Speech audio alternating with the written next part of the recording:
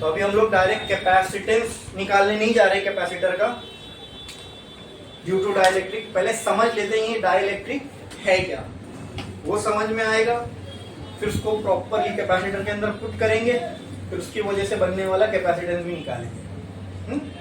आओ समझते हैं पहले क्या है डाइलेक्ट्रिक। लिखा आपने डाइलेक्ट्रिक? लिखो, it is a type of material. It is a type of material. तो एक बात एकदम साफ हो जानी चाहिए, डाइलेक्ट्रिक क्या है? एक तरह का मटेरियल है। जैसे प्लास्टिक एक मटेरियल है, गोल्ड एक मटेरियल है, सिल्वर एक मटेरियल है, वुड एक मटेरियल है, ठीक है, ग्लास एक मटेरियल है। इसी तरीके से डाइलेक्ट्रिक भी एक तरह का मटेरियल है, ठीक है। It is a type of material which is different from conductor, semiconductor and insulator. मतलब इसकी प्रॉपर्टीज इन तीनों से भी मैच नहीं होती, ये अलग ही क्लास ऑफ मटेरियल है, ठीक है, which is different from conductor, semiconductor and insulators, ठीक है। अब देखो बात जहां चार्ज की होती है, पोटेंशियल की होती है, तो वहां पे अपने को लगता है कि ये सब जो मटेरियल हम यूज कर रहे हैं ये कंडक्टर होगा, ताकि इसके आस पास इजीली चार्ज फ्लो हो सके, करंट फ्लो हो सके, ठीक है। तो ये एकदम बात दिमाग में बिठा लो, डाइलेक्ट्रिक जो है ये ना कंडक्टर जैसा है ना इंसुलेटर, ठीक है, ये अलग ही क्लास ऑफ मटेरियल है। और ये ऐसा मटेरियल है, इसलिए हम लोग इसको यूज करते हैं कि अपने अंदर से ना करंट को फ्लो नहीं होने देता, जो कि एक कंडक्टर की प्रॉपर्टी है। बराबर बराबर। लेकिन इलेक्ट्रिक फील्ड को बनने देता है, जो कि इंसुलेटर नहीं होने देता। नई बात समझ में? अपने अंदर से करंट को फ्लो नहीं होने देगा तो कंडक्टर की तरह नहीं हुआ, लेकिन अपने अंदर इलेक्ट्रिक फील्ड को फ्लो होने देगा तो इंसुलेटर जैसा नहीं हुआ, ठीक है। और सेमीकंडक्टर तो वो अलग ही है, वो टेम्परेचर बेस्ड उसकी कंडक्टिविटी बढ़ती है और कम होती है, ठीक है। तो इसका वो सीन भी नहीं है कि टेम्परेचर के बढ़ने घटने से कोई इसके अंदर कंडक्टिविटी इसकी बढ़ जाएगी या कम हो जाएगी। सेमीकंडक्टर वो होता है इसका टेम्परेचर के, इसका करंट हम कंट्रोल कर सकते हैं, टेम्परेचर के बढ़ने पे उसमें करंट का फ्लो और घटने पे करंट का फ्लो डिफरेंट हो जाता है। तो वो क्राइटेरिया भी डाइलेक्ट्रिक फॉलो, तो ना ये सेमीकंडक्टर जैसा हुआ, करंट फ्लो नहीं हो सकता तो ये कंडक्टर भी नहीं हुआ। हाँ, लेकिन तुम बोलोगे करंट फ्लो नहीं होता तो सर ये इंसुलेटर हो जाएगा। नहीं, इंसुलेटर अपने अंदर इलेक्ट्रिक फील्ड भी नहीं फ्लो होने देगा, ना ही चार्ज डेवलप होने देगा, लेकिन ये वो होने देता है, तो ये इंसुलेटर जैसा भी नहीं है। ये अपने आप में एक अलग ही मटेरियल है। समझ में आया? डाइलेक्ट्रिक, ठीक है। तो ये अपने अंदर से करंट को फ्लो होने नहीं देगा, लेकिन इलेक्ट्रिक फील्ड को फ्लो होने देगा। मतलब इसके अक्रॉस इलेक्ट्रिक फील्ड डेवलप हो सकती है, एक साइड पॉजिटिव एक साइड नेगेटिव चार्ज डेवलप हो सकते हैं, जो कि इंसुलेटर में नहीं होता। आई बात समझ में? तो समझ में क्यों ये ना कंडक्टर जैसा ना सेमीकंडक्टर ना इंसुलेटर, ये अलग ही क्लास ऑफ मटेरियल, अलग ही टाइप ऑफ मटेरियल, ठीक है। तो आप इसके नीचे एक लाइन छोड़ के लिख सकते हो डाइलेक्ट्रिक के लिए, it does not allows current to flow through it, but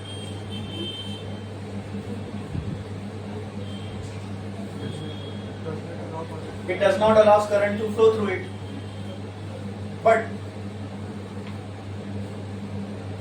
it allows electric field to develop through it.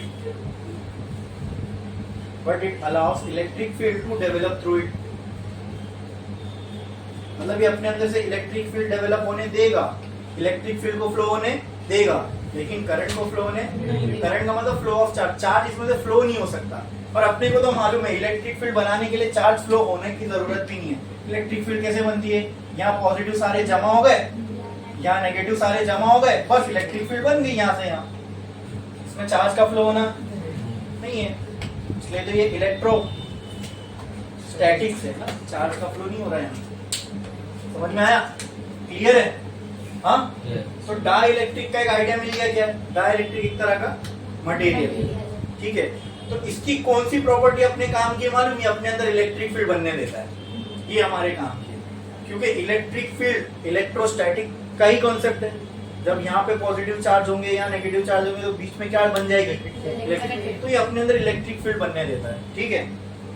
ये खूबी इसकी हमने पहचानी और इसको हमने अपने एडवांटेज में लिया। अच्छा, हम अब एकदम लॉजिकल सवाल पूछ रहा हूं आप लोग से, तो सोच के बताना। हाँ ठीक है, जितना अभी तक हमने पढ़े हैं इस चैप्टर को, तो उसके हिसाब से जो आपकी सोच डेवलप हुई है उस हिसाब से मैं आपसे एक सवाल पूछ रहा हूँ, उस सवाल का मुझे आपसे जवाब चाहिए। ठीक है, तो डाइलेक्ट्रिक एक मटेरियल है, इसको हम कहाँ डालने वाले हैं? कैपेसिटर प्लेट के बीच में। ठीक है, मैं आपसे एक सिंपल सा सवाल ये पूछता हूं कि इसको कैपेसिटर प्लेट के बीच में इंट्रोड्यूस करने से हमारा एडवांटेज होगा या डिसएडवांटेज होगा? सिंपल, क्या लगता है? इसमें तो फिजिक्स की भी कोई नॉलेज की जरूरत नहीं है। मैं एक सिंपल सा सवाल पूछ रहा हूँ, कोई चीज ऑलरेडी थी, उसमें अपन एक एक्स्ट्रा चीज डाल रहे हैं, तो क्यों डाल रहे होंगे? उससे हमारा एडवांटेज हो रहा होगा इसलिए या डिसएडवांटेज होगा इसलिए? कुछ फायदा होगा इसलिए कि कुछ नुकसान होगा इसलिए? तो ये तो ह्यूमन टेंडेंसी है भाई, इंसान की फितरत में जब तक कोई चीज में मुनाफा ना दिखे, फायदा नहीं दिखे, करेगा क्यों? ऐसा तो नहीं था ना, कैपेसिटर खाली खाली अच्छा नहीं लग रहा था, वजन कम था, तो चलो उसको वजन बढ़ाते थोड़ा कैपेसिटर का, हल्का फुल्का कैपेसिटर अच्छा नहीं लग रहा है, थोड़ा मस्त जाड़ा तगड़ा हो जाए, उसके लिए जबरदस्ती डाल दो डाइलेक्ट्रिक। ये कोई रीजन हो सकता है? नहीं। हम तो दिन बे दिन देखते जा रहे हैं, चीजें छोटी होती जा रही, हल्की होती जा रही, सस्ती होती जा रही है, समझे? हाँ, तो जब तक अपने को कोई एडवांटेज नहीं दिखेगा उसमें, वो अननेसेसरी कोई एक्स्ट्रा चीज अपन किसी चीज में क्यों इंट्रोड्यूस करेंगे? तो ये बात तो क्लियर है। ठीक है, अब देखते हैं कि कैपेसिटर में डाइलेक्ट्रिक डालने से क्या फायदा होता है। फायदा ही होगा ना कि नुकसान होगा? फायदा होगा जब भी डाले। चलो, कैपेसिटर की कौन सी ऐसी प्रॉपर्टी है जो तुमको अच्छा कैपेसिटर है या बुरा कैपेसिटर है वो बताती है? क्या? हाँ, क्या है वो प्रॉपर्टी का नाम? जोर से बोलो ना यार। क्या? क्या? कैपेसिटेंस। तो ये एक प्रॉपर्टी है कैपेसिटर की जो आपको बताती है कि ये कैपेसिटर अच्छा होगा या बुरा। कौन सी वो प्रॉपर्टी? Very good. अच्छा, जितना ज्यादा कैपेसिटेंस उतना अच्छा कैपेसिटर, जितना ज्यादा कैपेसिटेंस उतना अच्छा कैपेसिटर। तो क्या लगता है, डाइलेक्ट्रिक डालने से कैपेसिटेंस बढ़ेगा कि कम होगा? क्योंकि जितना ज्यादा उतना अच्छा कैपेसिटर। तो डाइलेक्ट्रिक इंट्रोड्यूस करने का क्या आपको लगता है मकसद हो सकता है कैपेसिटेंस से छेड़छाड़ करना? क्योंकि कैपेसिटेंस अगर बढ़ गया तो कैपेसिटर अच्छा हो जाएगा कि बुरा हो जाएगा? तो हमको क्या चाहिए? अगर हम कोई चीज इंट्रोड्यूस कर रहे हैं कैपेसिटर में, तो हम अपने एडवांटेज के लिए कर रहे होंगे ना। और एडवांटेज कैपेसिटर में क्या हो सकता है? कैपेसिटेंस का बढ़ना। क्या ये क्लियर है? क्या ये समझ में आया? कैपेसिटर में एडवांटेज क्या मिल सकता है हम लोगों को? कैपेसिटेंस को बढ़ा दो। ठीक है, तो अगर क्या लगता है आपको, डाइलेक्ट्रिक इंट्रोड्यूस करने से कैपेसिटर के कैपेसिटेंस में क्या चेंज आएगा?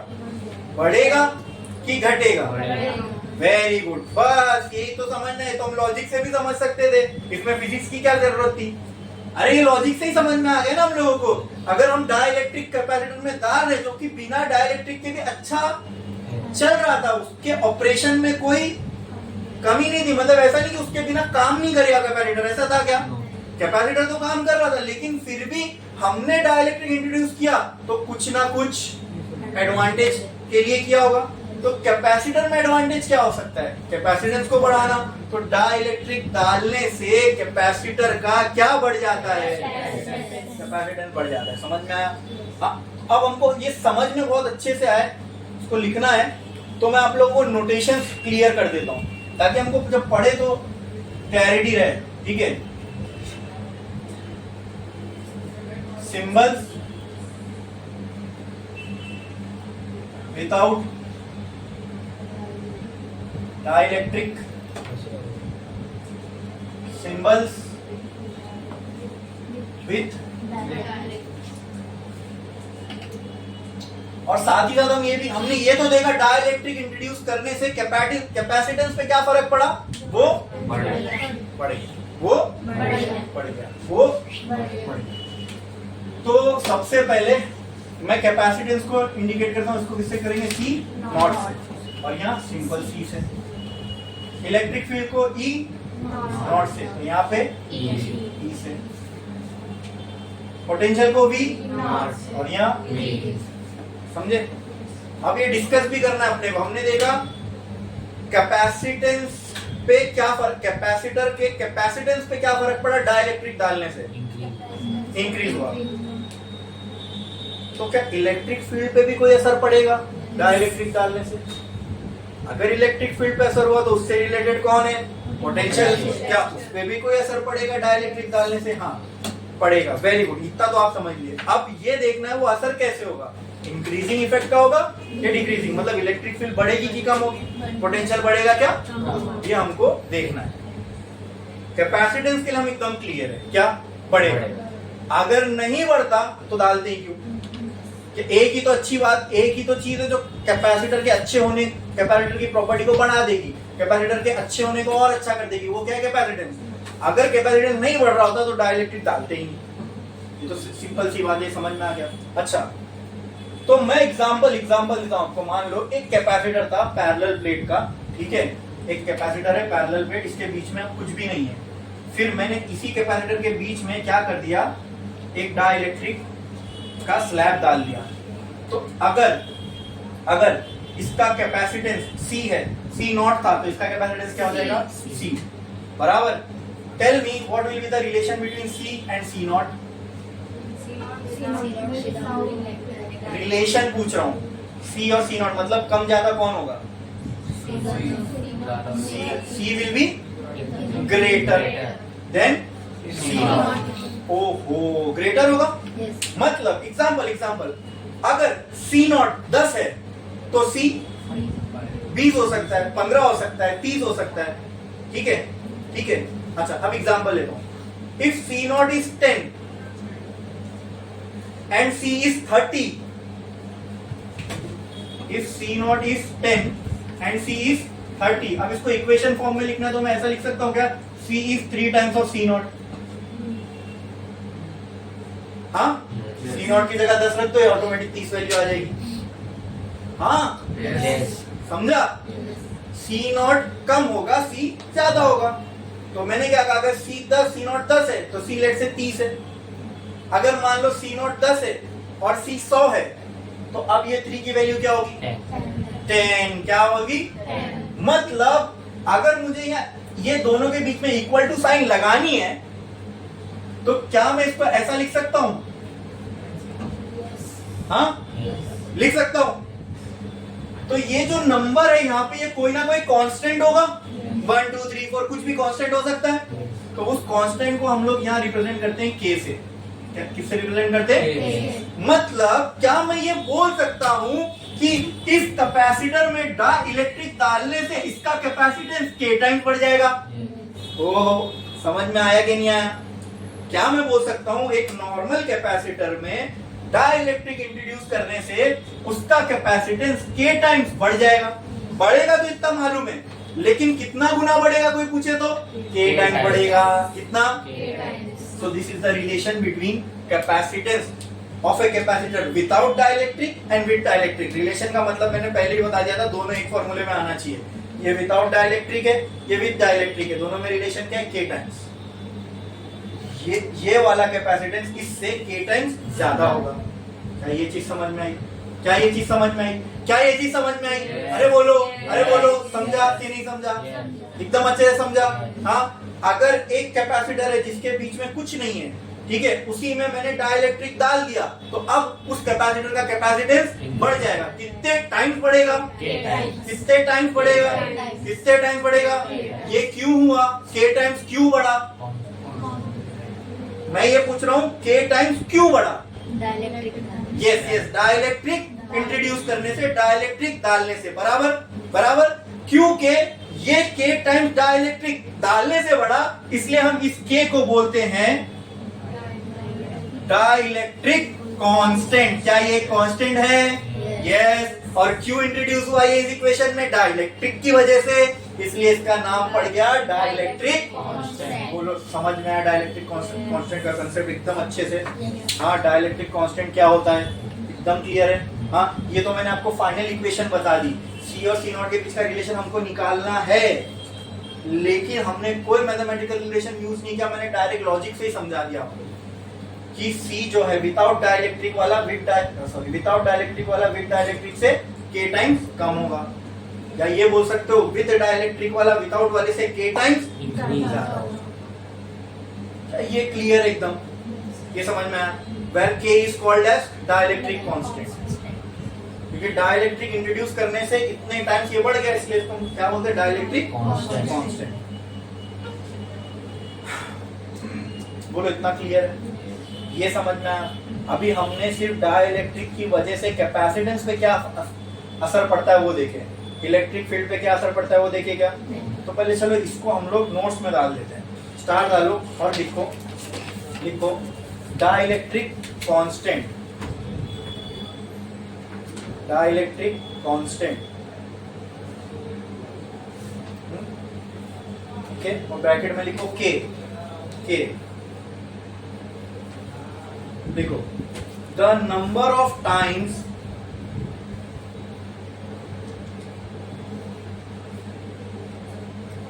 increase in capacitance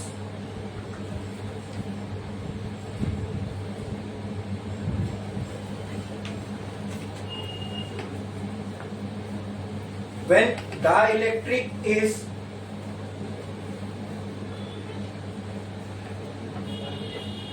introduced in parallel plate capacitor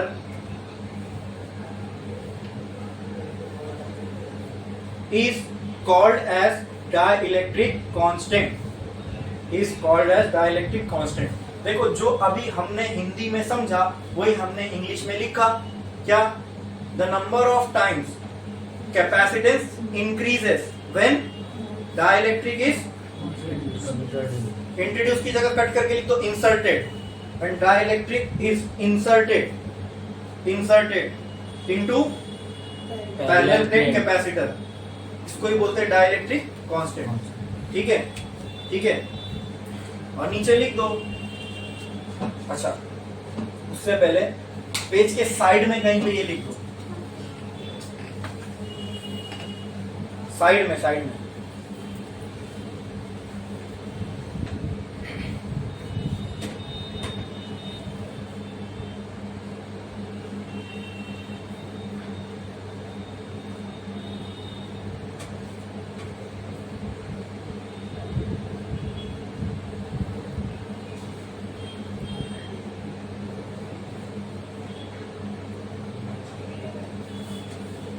लिख दिए।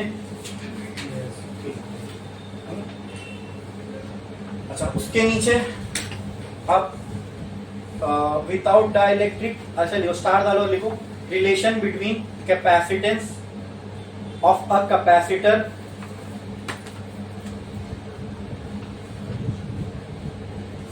relation between capacitance of a capacitor with and without dielectric,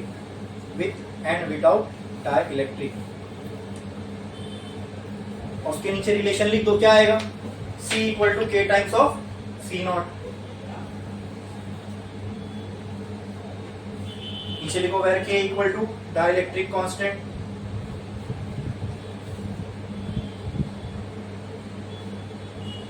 अब वो C और C को मैं अलग से नहीं लिखा रहा हूं क्योंकि वो अपने साइड में पहले ही लिख चुके हो कि C क्या है और C नॉट क्या है।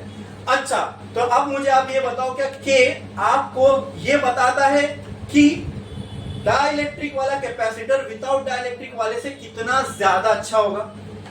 क्या K आपको ये बताता है कि डाइलेक्ट्रिक वाले कैपेसिटर का कैपेसिटेंस विदाउट डाइलेक्ट्रिक वाले के कैपेसिटेंस से कितना ज्यादा होगा? मतलब K एक क्वांटिटी है, K एक नंबर है, सिंपल। K क्या एक नंबर है जो आपको क्या बताता है कि विद डाइलेक्ट्रिक वाला कैपेसिटर का कैपेसिटेंस विदाउट वाले से कितना ज्यादा होगा। ये क्लियर है? बोलो एकदम क्लियर है? समझ में आ गया? ठीक है। Now let's discuss the effect of dielectric on electric field. हाँ करें? उससे पहले नहीं, चलो इफेक्ट ही पहले मैं आपसे डिस्कस कर लेता हूं, फिर उसके बाद हम लोग इसके डेरिवेशन पे जाएंगे। वो इक्वेशन ना, ये इक्वेशन डिराइव करके निकालना है। मैंने तो ऐसे ही बता दिया ना, समझ में भी आ गया। ठीक है, चलो पहले तो ले लिया मैंने अच्छा वाला कैपेसिटर। ठीक है, पैरेलल प्लेट कैपेसिटर जिसका एरिया ए है और बीच में जिसका जो डिस्टेंस है ये क्या होगा, डी। पैरेलल प्लेट कैपेसिटर सबको मालूम है ना, दो पैरेलल प्लेट लो जिनका एरिया सेम हो और उन दोनों के बीच का डिस्टेंस बहुत कम होना चाहिए। डी और ए का कंपैरिजन मैंने बताया था, D should be very very very very very small as compared to the area of the plates. ठीक है, इसको चार्ज कैसे करते हैं वो कहानी विकल्प बहुत डिटेल में समझाया था। बैटरी से कनेक्ट करो, बैटरी करेगा, फिर इसके पॉजिटिव नेगेटिव। तो मान लो ये प्लेट हो गई पूरी तरीके से कैसे चार्ज, प्लस क्यू और ये माइनस क्यू। बोलो इतना क्लियर है? ठीक है, मतलब ये पूरी प्लेट पर चार्ज क्या होगा, पॉजिटिव। ये पूरी प्लेट पर क्या चार्ज होगा, नेगेटिव। बोलो ये क्लियर है, ये समझ में आया? ठीक है, अभी फिलहाल इस प्लेट के बीच में कुछ है, नहीं है। क्या यहाँ इलेक्ट्रिक फील्ड होगी बीच में प्लेट के? Yes, that electric field will be in the direction right और लेफ्ट, पॉजिटिव से नेगेटिव। हमेशा इलेक्ट्रिक फील्ड ऐसी होती है। तो यहाँ मैंने बना दिया ये इलेक्ट्रिक फील्ड का डायरेक्शन। नाउ टेल मी, इस इलेक्ट्रिक फील्ड को रिप्रेजेंट किससे करूंगा? E naught. Yes, very good, because now there is nothing between the capacitor. Clear है? क्लियर है? अब इसको 3D में समझो कैसा रहेगा। दो बुक बताओ, एक बुक तो भी दो। ये दो प्लेट से कैपेसिटर की, ठीक है, ये दो प्लेट से कैपेसिटर की, तो समझ में आया?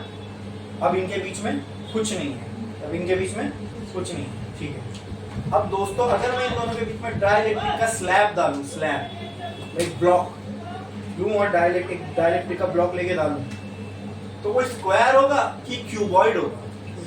3D में होगा ना भाई वो। मतलब ये ऐसा कुछ ब्लॉक जैसी चीज होगी जो इनके बीच में आएगी, बराबर? क्या मैं यहाँ बनाऊंगा ना तो आपको ये रेक्टेंगल दिखेगा, आपको रेक्टेंगल दिखेगा, लेकिन एक्चुअल में वो 2D शेप नहीं है। आप इमेजिन करो ये दोनों प्लेट के बीच में अगर कोई चीज डाइलेक्ट्रिक मटेरियल मुझे इंसर्ट करना है तो इतनी पूरी एरिया को कवर करना चाहिए वो प्लेट के, इसकी भी एरिया को, मतलब उसको डेप्थ भी होगी ना पीछे। आपको तो सिर्फ आगे का हिस्सा दिखेगा ऐसा वाला रेक्टेंगल, लेकिन उसको डेप्थ भी तो होगी ना, क्योंकि उसको ये पूरी प्लेट को कवर करना है। समझ में आया कि नहीं आया? बोलो क्लियर है? तो इन दोनों के बीच में अगर मैं डाइलेक्ट्रिक मटेरियल को रखूं, ठीक है, तो वो वॉल्यूम ऑक्यूपाई करेगा इन दोनों के बीच में। बोलो क्लियर है? समझ में आया? लेकिन लेकिन लेकिन अब समझो इस चीज को, इन दोनों के बीच में अगर मैंने एक ब्लॉक रखा, ठीक है, उस पे चार्ज कहां पे होगा? वॉल्यूम पे होगा कि सिर्फ सरफेस पे होगा? देखो, जब आप ये वाली प्लेट पूरी पॉजिटिव, ये वाली प्लेट पूरी, अब इन दोनों के बीच में मैंने क्या रख दिया? एक डाइलेक्ट्रिक मटेरियल का ब्लॉक। क्या रख दिया? तो सामने से तो वो आपको ऐसे ही दिखेगा कुछ,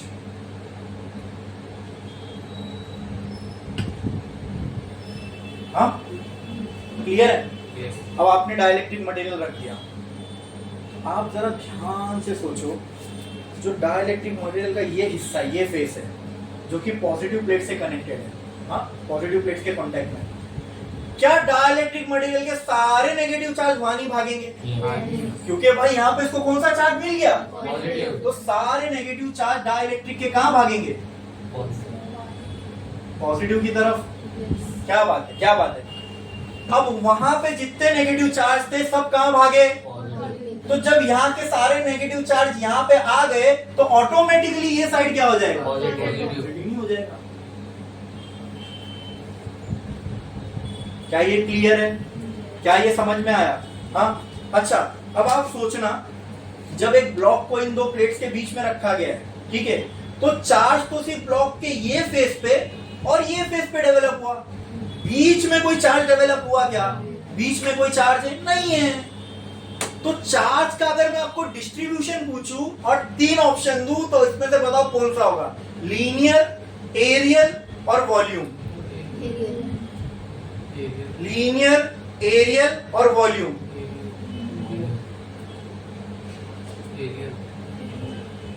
अगर कोई बोल रहा है लीनियर तो उसका खाली एक्सप्लेनेशन दो, क्यों लगता है आपको लीनियर। अगर कुछ गलत होगा तो मैं उसको बताऊंगा। एरियल तो एरियल वाला दो, और वॉल्यूम तो वॉल्यूम वाला। बोलो, हाँ बोलो। सरफेस पर एरिया होगा। सरफेस यानी ये सरफेस से ब्लॉक का पूरा एक एरिया टच होगा, लेंथ ब्रेड। इस वाले से भी एक लेंथ प्लेट टच होगी, बराबर। तुमको सामने से देखने पे ये लाइन जैसा दिख रहा है, लेकिन ये समझो ये पीछे पूरा नेगेटिव है, ये फेस पूरा नेगेटिव हो गया डाइलेक्ट्रिक का। क्यों? क्योंकि वो साइड उसको पॉजिटिव प्लेट मिल गई। डाइलेक्ट्रिक का ये पूरा फेस क्या हो जाएगा? क्योंकि ये साइड पे इसको नेगेटिव। आप ऐसा भी समझ सकते हो, लेकिन हमको मालूम है पॉजिटिव चार्ज कहीं से कहीं नहीं जाता, नेगेटिव चार्ज ही जाता है। तो नेगेटिव चार्ज सारा यहाँ जमा होने से ये साइड क्या हो गया? पॉजिटिव। आई बात समझ में? हाँ, तो सामने से देखने में तुमको एक लाइन में दिख रहा है, लेकिन पीछे डेप्थ में भी तो पूरे इसके पीछे और पॉजिटिव, उसके पीछे और पॉजिटिव। तो ये चार्ज पूरा कैसा डिस्ट्रीब्यूटेड है? एरिया में। किसमें? क्या ये क्लियर है? क्या इसमें किसी को कोई डाउट है? क्या ये समझ में आया? तो यहाँ पे जो डाइलेक्ट्रिक मटेरियल का ब्लॉक है, उसके जो फेस पे चार्ज का डिस्ट्रीब्यूशन होगा वो कैसे होगा? एरियल डिस्ट्रीब्यूशन होगा। क्योंकि बीच में कोई चार्ज है क्या? मतलब इसके वॉल्यूम में कोई चार्ज? सिर्फ ये फेस पे नेगेटिव वाला चार्ज जमा हो गया, ये वाले फेस पे। क्या ये आपके इमेजिनेशन में भी बराबर बैठ रहा है जैसा मैं समझा रहा हूँ? क्लियर है एकदम? समझ में आया? तो यहाँ पे जो कॉन्सेप्ट यूज होगा वो किसका यूज होगा? लैम्बडा का, सिग्मा का, कि रो का? Very good. Why? Because sigma is areal charge density. Very good. तो यहाँ पे मैं बोल सकता हूँ सिग्मा, और यहाँ पर भी चार्ज डिस्ट्रीब्यूट हुआ होगा पूरे एरिया पे, ठीक है। तो मैं इसको बोलता हूँ सिग्मा इंड्यूस्ड फॉर नेगेटिव, और यहाँ पे सिग्मा इंड्यूस्ड फॉर। आप बोलोगे सर आप इंड्यूस्ड क्यों बोल रहे हो? ये इंड्यूस का मतलब क्या होता है? इंड्यूस का मतलब ये होता है दोस्तों, जो पहले से नहीं था, बाद में इंट्रोड्यूस हुआ। तो आप मुझे बताओ, क्या डाइलेक्ट्रिक में ये पॉजिटिव और नेगेटिव चार्ज पहले से थे? जब हमने कैपेसिटर में डाला तब ये पोलराइज हो गया। पोलराइज का मतलब इसके दो पोल्स बन गए, एक पूरा का पूरा पॉजिटिव और एक पूरा का पूरा। ये होने को बोलते हैं पोलराइजेशन। क्या बोलते हैं? समझे? समझे? मतलब तो एकदम डिफरेंट एंड्स बना दिया आपने। पहले ये डाइलेक्ट्रिक पूरा न्यूट्रल था, इसमें कहीं कोई पॉजिटिव कहीं कोई नेगेटिव आप फर्क कर ही नहीं सकते थे। लेकिन जैसे आपने इस डाइलेक्ट्रिक मटेरियल को कैपेसिटर प्लेट में रखा, कैपेसिटर का एक प्लेट ऑलरेडी पॉजिटिव था, एक ऑलरेडी नेगेटिव था। तो डाइलेक्ट्रिक में जितने नेगेटिव चार्ज थे सब कहां भागे? पॉजिटिव। ये तो बाय नेचर होगा, तुम चाहो या ना चाहो नेगेटिव चार्ज खुद ब खुद कहां भागेंगे? तो उस चक्कर में ये साइड जब यहाँ से नेगेटिव कम हो जाएगा चार्ज, तो ऑटोमेटिकली ये साइड पूरा क्या हो जाएगा? क्या हो जाएगा? समझ में आया? क्लियर है? तो क्या ये पहले से था? क्या ये चार्ज डिस्ट्रीब्यूशन पहले से था? डाइलेक्ट्रिक को कैपेसिटर में डालने के बाद हुआ, ठीक है, इंट्रोड्यूस करने के बाद हुआ। इसलिए हम इस चार्ज को जो डाइलेक्ट्रिक में डेवलप हुआ, इसको हम बोलते हैं इंड्यूस्ड चार्ज। समझ में आया? Because it was not there earlier, it got induced because we inserted dielectric into the plates of capacitor. समझ में आया? क्लियर है? इसको इंड्यूस चार्ज क्यों बोल रहे समझे? ये पहले से नहीं था, जब हमने डाइलेक्ट्रिक को कैपेसिटर के प्लेट्स के बीच में डाला तब ये चार्ज का पोलराइजेशन हुआ, ठीक है, चार्ज डेवलप हुए। समझ में आया? इसलिए हम इसको इंड्यूस चार्ज बोल रहे हैं। समझ में आया? क्लियर है? सिग्मा इंड्यूस क्यों? क्योंकि ये पूरा चार्ज पूरे एरिया पे होगा, समझे? वो पूरा चार्ज वहां पूरे एरिया पे होगा, और एरिया पे अगर चार्ज डिस्ट्रीब्यूटेड है तो हम कौन सा कंसेप्ट यूज करते हैं? एरियल चार्ज डेंसिटी का। तो यहाँ पॉजिटिव सिग्मा पूरे एरिया में डिस्ट्रीब्यूट हुआ पॉजिटिव, और यहाँ नेगेटिव पूरे एरिया में डिस्ट्रीब्यूट हो गया। बोलो क्लियर है? अब एकदम सिंपल है भाई, एकदम सिंपल है। इलेक्ट्रिक फील्ड कहाँ से कहाँ बनती है? पॉजिटिव से नेगेटिव, पॉजिटिव से पॉजिटिव से। अब डाइलेक्ट्रिक के अंदर जाओ और देखो इलेक्ट्रिक फील्ड का डायरेक्शन कहाँ से कहाँ होगा? राइट से लेफ्ट या left to right? Right to left. Right to left या left to right? Right to left. क्योंकि पॉजिटिव इधर है, नेगेटिव ये हो गया। ये किसकी इलेक्ट्रिक फील्ड बना रहे हम लोग? डाइलेक्ट्रिक की। तो डाइलेक्ट्रिक में पॉजिटिव तो इधर है ना, नेगेटिव इधर है। डाइलेक्ट्रिक में इस डायरेक्शन में इलेक्ट्रिक फील्ड बनी। क्या ये पहले से थी? इंड्यूस हुई, चार्ज इंड्यूस हुई, इसलिए अब इलेक्ट्रिक फील्ड भी इंड्यूस हुई। तो इसलिए हम लोग उसको ई आई बोलेंगे, electric field induce, electric field induce. अब तुमको फर्क पता करना है ना कि इलेक्ट्रिक फील्ड पे क्या असर हुआ। जो पहले जो इलेक्ट्रिक फील्ड थी वो क्या थी? ई नॉट थी। जो इलेक्ट्रिक फील्ड बनी डाइलेक्ट्रिक डालने के बाद वो क्या बनी? ई आई। देखो इलेक्ट्रिक फील्ड एक वेक्टर क्वांटिटी है, और वेक्टर क्वांटिटी का ऐसा होता है कि डायरेक्शन अलग हो ना तो एक दूसरे को कैंसल करते हैं। जैसे फोर्स, 5 न्यूटन इधर लगाओ 5 न्यूटन इधर लगाओ, दोनों एक दूसरे को कैंसल करते हैं। 10 न्यूटन इधर लगाओ, 7 न्यूटन इधर लगाओ, तो नेट फोर्स कितना होगा? 3 का। 10 इधर 7 इधर, तो नेट कितना होगा? 3 का। किसी बॉडी पे कितना नेट फोर्स होगा? अब यहाँ पे दो इलेक्ट्रिक फील्ड है, दोनों अलग अलग डायरेक्शन में, तो क्या मैं यहाँ पे ई नेट निकाल सकता हूँ? मुझे बताओ नेट इलेक्ट्रिक फील्ड यहाँ पे क्या होगी? हाँ, ई E not yes, E not minus EI। अरे क्या बात है, इसके लिए जोरदार ताड़ियां अरे बजाओ। ये समझने वाली बात है भाई, एकदम लॉजिक लगा के उसने ये बात बोला कि सर इस साइड में अगर ई एक इलेक्ट्रिक फील्ड जा रही तो इसको पॉजिटिव मान लो, इस साइड में अगर जा रही तो इसको नेगेटिव मान लो, तो ई नॉट माइनस ई आई जो बचे। अगर फोर्स का एग्जांपल मैंने लिया, इस साइड पे अगर 10 न्यूटन है, इस साइड पे अगर 7 न्यूटन है, तो 10 माइनस 7 नेट फोर्स मिल जाएगा। मुझे नेट इलेक्ट्रिक फील्ड निकालना है ना, तो नेट कैसे निकालोगे? अगर डायरेक्शन अलग है तो एक में से दूसरी माइनस हो जाएगी। Very good. पहले कितनी थी? उसमें से कुछ कम हुई कि बढ़ी?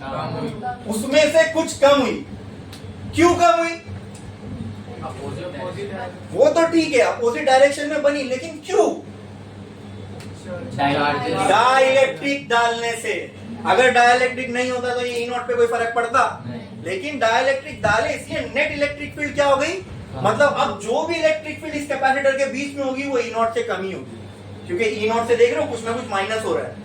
अब जो भी इलेक्ट्रिक फील्ड नेट बचेगी ना, क्योंकि ये सारी कहानी कैपेसिटर के बीच में हो रही है। अगर ये डाइलेक्ट्रिक नहीं होता तो कैपेसिटर के पास पूरी ई नॉट होती, लेकिन डाइलेक्ट्रिक डालने पे कुछ इलेक्ट्रिक फील्ड कम हो गई। किसमें से कम हो गई? तो अब जो नेट इलेक्ट्रिक फील्ड कैपेसिटर के पास बचेगी वो ई नॉट के बराबर होगी नहीं ना, ई नॉट से कम ही होगी, कम ही होगी ना। तो बताओ डाइलेक्ट्रिक डालने से इलेक्ट्रिक फील्ड पे क्या असर पड़ा? क्या हो गई? क्या हो गई? क्या हो गई? और कैपेसिटेंस पे क्या फर्क पड़ा था? बढ़ गया था। क्या हो गया था? तो अगर लॉजिकली बच्चे अपने आप से ये सोच लेते हैं कि इलेक्ट्रिक फील्ड भी बढ़ जाएगी डाइलेक्ट्रिक डालने से, क्योंकि मैंने डेफिनेशन में लिखा ना इलेक्ट्रिक फील्ड अपने अंदर से फ्लो होने देता है, तो वो लॉजिक से समझ लेते हैं कि इलेक्ट्रिक फील्ड बढ़ जाएगी। लेकिन उसकी फिजिक्स समझोगे तो समझ में आएगा। प्रॉपरली हमने अच्छे से देखा कि इलेक्ट्रिक फील्ड कैपेसिटर की डाइलेक्ट्रिक मटेरियल डालने से क्या हो जाती है? कम। क्या हो जाती है? कोई चीज को, अच्छा जैसे कैपेसिटेंस k टाइम्स बढ़ रहा था वैसे E भी कुछ टाइम्स कम होगी। किस, तो क्या मैं बोल सकता हूं E will be equal to, जो नया वाला E है, ये E का मतलब, ये E का मतलब डाइलेक्ट्रिक डालने के बाद, ठीक है। चलो मैं I को हटा दूं, इसको E बोल देता हूं, डाइलेक्ट्रिक, नहीं ये E इंड्यूस है, तो ये E नेट ये है, E नेट की जगह E मतलब डाइलेक्ट्रिक डालने के बाद, ये E नेट ही E है, डाइलेक्ट्रिक डालने के बाद वाली नेट इलेक्ट्रिक फील्ड है ना। तो अगर डाइलेक्ट्रिक डालने से पहले की इलेक्ट्रिक फील्ड E नॉट थी, डाइलेक्ट्रिक डालने के बाद वाली इलेक्ट्रिक फील्ड E है, दोनों के बीच का रिलेशन बताओ। डाइलेक्ट्रिक डालने के पहले वाली इलेक्ट्रिक फील्ड E नॉट थी, डाइलेक्ट्रिक डालने के बाद की इलेक्ट्रिक फील्ड E है, तो दोनों के बीच में रिलेशन बताओ। सिंपल रिलेशन का मतलब भाई यही बोल रहा हूं मैं, कौन ज्यादा होगा कौन कम होगा वो बताओ। Very good. E not will be lesser. अब उल्टा हो रहा है, देखो अभी E जो है ये कम होगा, कोई चीज ये इससे कम, अब यहाँ इक्वल टू लाना है ना, यहाँ पे इक्वल टू लाना है। E नॉट, ये दोनों इक्वल तो नहीं है, ये कम है, ये मालूम है आपको, ये कम है, ये तो ये कम है तो इससे कुछ टाइम्स कम होगी। जैसे मान लो अगर E नॉट 50 है और E 10 है, तो E इससे कितने टाइम कम है? 40। हाँ, E नॉट 50 है और ये 10 है, 5 टाइम्स, 40 नहीं 5 टाइम्स। जैसे वहां मैंने पूछा था ये 10 था वो 50 था, तो आपने क्या बोले कितने टाइम ज्यादा है? 5 गुना ज्यादा है सर। तो ये 5 गुना, तो ये 5 जो नंबर है ये वो बताता है कि इलेक्ट्रिक फील्ड कितने टाइम कम होगी, क्या डालने से? तो कोई चीज का बढ़ोतरी बतानी हो तो मल्टीप्लाई करते हैं, कोई चीज घट रही है वो बतानी हो तो डिवाइड करना पड़ेगा। क्या करना पड़ेगा? तो एक नंबर है जो कैपेसिटर को, कैपेसिटेंस कितने टाइम बढ़ेगा वो बताता है, तो क्या वही नंबर ये नहीं बता सकता कि इलेक्ट्रिक फील्ड कितने टाइम्स कम होगी? उसको डिवाइड कर दो K से, समझे? और ये के क्या है? Number constant. और उस कांस्टेंट को क्या बोलते हैं? क्योंकि ये इलेक्ट्रिक फील्ड कम हुई। क्यों कम हुई? डाई इलेक्ट्रिक डालने की वजह से कम हुई। तो कितने टाइम्स कम होगी? के टाइम्स कम होगी। आई बात समझ में? हाँ, कुछ नंबर ऑफ टाइम्स कम होगी, दैट नंबर इज कांस्टेंट। और वो नंबर क्यों आया पिक्चर में? क्योंकि हमने डाई इलेक्ट्रिक इंट्रोड्यूस कर दिया। आई बात समझ में? तो ये थी electric field after dielectric, ये थी electric field before die electric.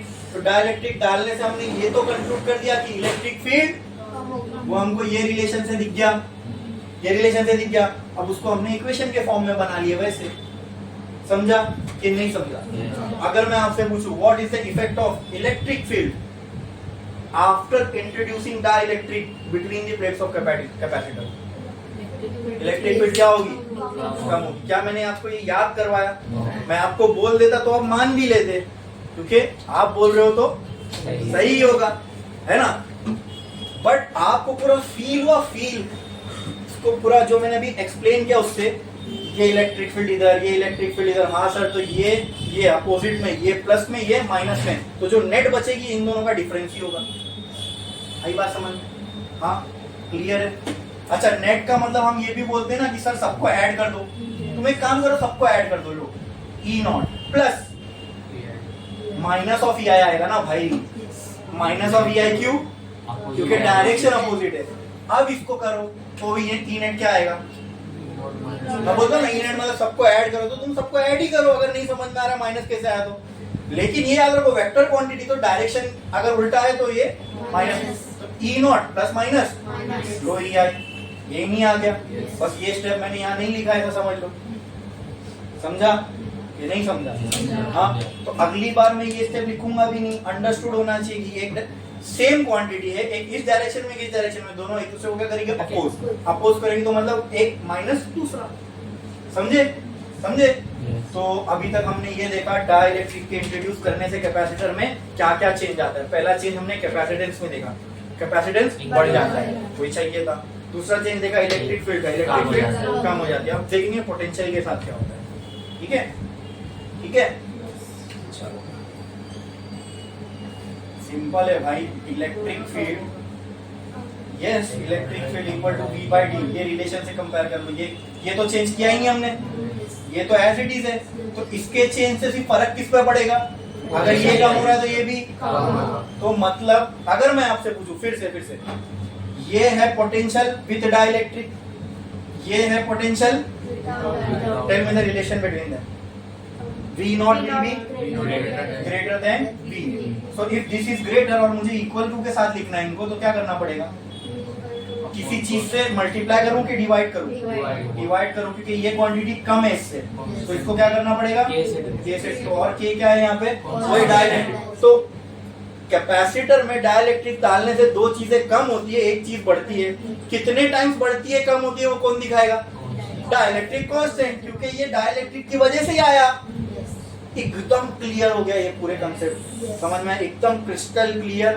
Dielectric के इंट्रोडक्शन से कैपेसिटर में क्या क्या चेंजेस आते हैं और वो चेंजेस कैसे होते हैं, वो भी चेंजेस तीन चीजों में आएगा, कैपेसिटेंस में, इलेक्ट्रिक फील्ड में, पोटेंशियल में। और वो चेंज कैसा होगा वो भी हमने देखा। बोलो क्लियर है? बोलो क्लियर है? समझ में आया? पक्का? पक्का? ये डायग्राम से भी एकदम क्लियर हो गया, एकदम क्लैरिटी आ गई। ये एक डाइलेक्ट्रिक मटेरियल रखा है हमने, और डाइलेक्ट्रिक इंट्रोड्यूस करने से क्या क्या चेंजेस आते हैं वो हमने देख लिया। ठीक है, तो एक लाइन छोड़ो, स्टार डालो और लिखो effect of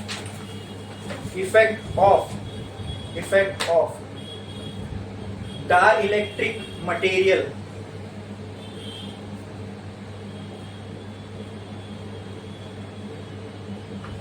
on electric field, ये डायग्राम बनाओ, पहले तो, फिर ये लिखो उसके नीचे, ये लिखो जल्दी।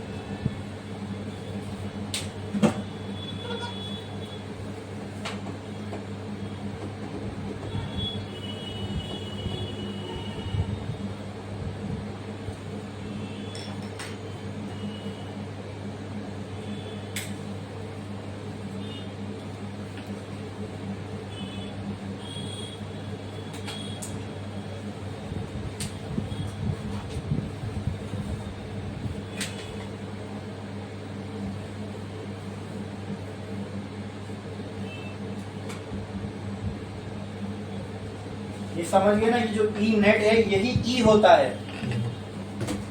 And what is E? Electric field of a capacitor With dielectric. With dielectric. ये याद होना चाहिए।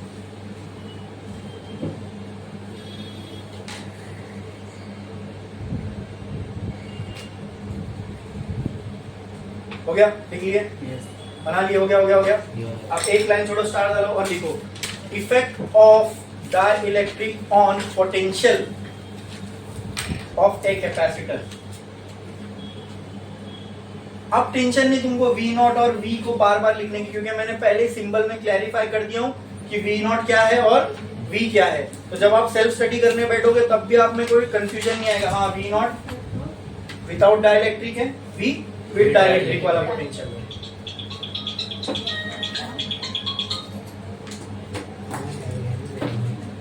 लिखे दोस्तों? Yes.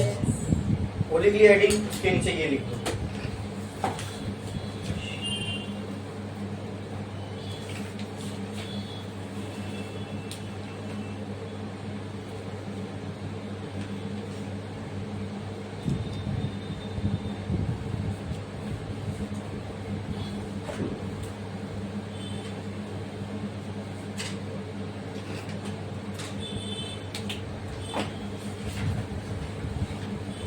जहां पे आपने ये इक्वेशन लिखे उसके बाजू में ब्रैकेट में ऐसा लिख दो, electric field decreases due to dielectric. जहां ये लिखे उसको भी डब्बा बनाओ, इसको इसके बाजू में भी क्या लिख दोगे?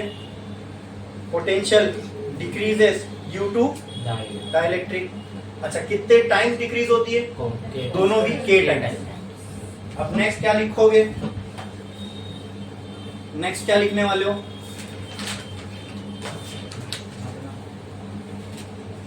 नेक्स्ट अभी इलेक्ट्रिक फील्ड देख लिए, पोटेंशियल देख लिए, एक ही जो चीज बची कैपेसिटेंस। लिखो, स्टार डालो, एक लाइन थोड़ा स्टार डालो, लिखो effect of capacitance, effect of dielectric on capacitance of a capacitor.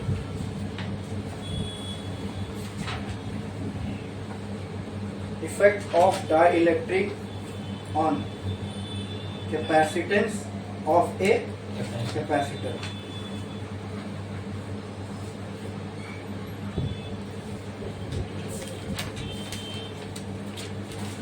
देख लिए? अच्छा, मुझे बताओ कैपेसिटेंस मुझे निकालना है विद डाइलेक्ट्रिक, ठीक है? कैपेसिटेंस का क्या ये फॉर्मूला है दोस्तों? Q by V। हाँ, कि कैपेसिटेंस का हमको फॉर्मूला मालूम है, Q is equal to CV। C बराबर होता है Q बाय। आपको पता है C क्या है? कौन सा कैपेसिटेंस है? With dielectric. V क्या है? With dielectric. मुझे आप बताओ V क्या ये बराबर होता है?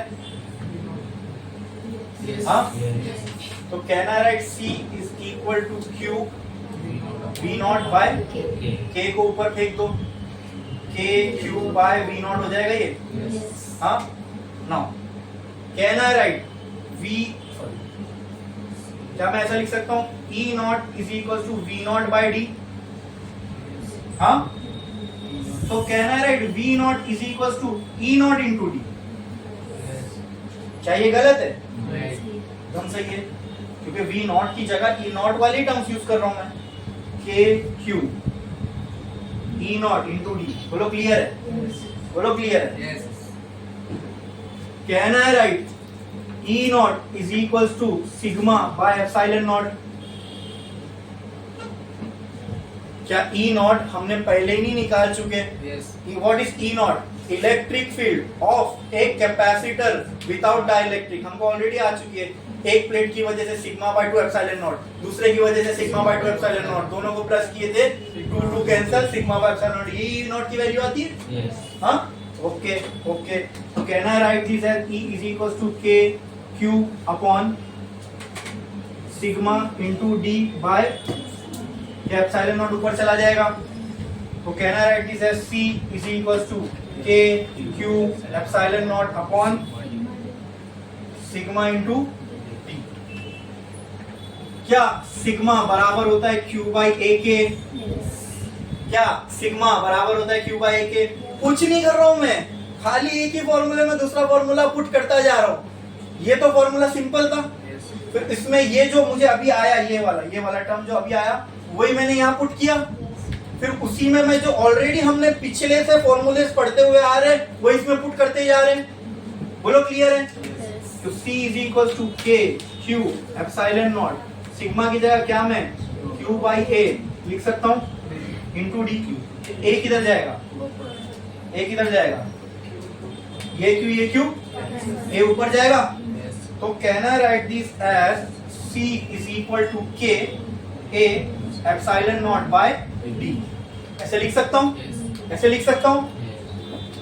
जाओ जाके रिकॉर्ड चेक करो और मुझे बताओ ये टर्म क्या होता है। यस यस यस, ये टर्म क्या होता है? Very good. This term represent C naught equal to A epsilon naught by D। अरे ये तो वही कैपेसिटेंस है जो कैपेसिटर का होता है विदाउट डाइलेक्ट्रिक के। क्या अपने को इससे ये रिलेशन नहीं आ गया? C is equal to K। क्या ये हमने लॉजिक से पहले ही नहीं समझ लिए थे? जो इतना डिराइव करने के बाद आया, वही रिलेशन जो हमने देख चुके थे, वो इतने डेरिवेशन के बाद आया। समझे क्या नहीं? ये टर्म रिप्रेजेंट करता है capacitance of a capacitor without dielectric को। वो आप लगा दो यहाँ पे, K टाइम्स C नॉट मिल जाएगा। अब ये चीज क्या बताती है कि ये C इससे बड़ा है। कितने टाइम्स बड़ा है? K टाइम्स बड़ा है। समझे? हाँ, तो वो जो इफेक्ट लिखे हो उसके नीचे देखो यही वाला टर्म हमने निकाले ना। या तो हमने कितना लॉजिक से ही समझ लिए थे, मैंने आपको लॉजिक ही समझा दिया था ना वो रिलेशन क्या आने वाला है। अब इतना बड़ा मैथमेटिकल रिलेशन है तो उसको सॉल्व किया। समझे? चलो छापो इफेक्ट। अच्छा, ये जो आपने लिखे हो ना इफेक्ट, इसी की एक और हेडिंग, अगर ऐसा क्वेश्चन आया capacitance of a capacitor with dielectric, तो यही करना है।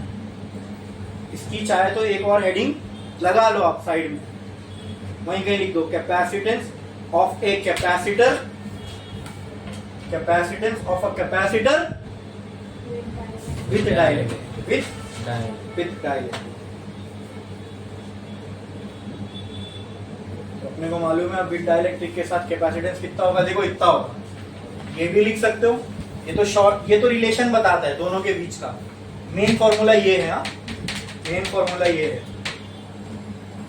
करो।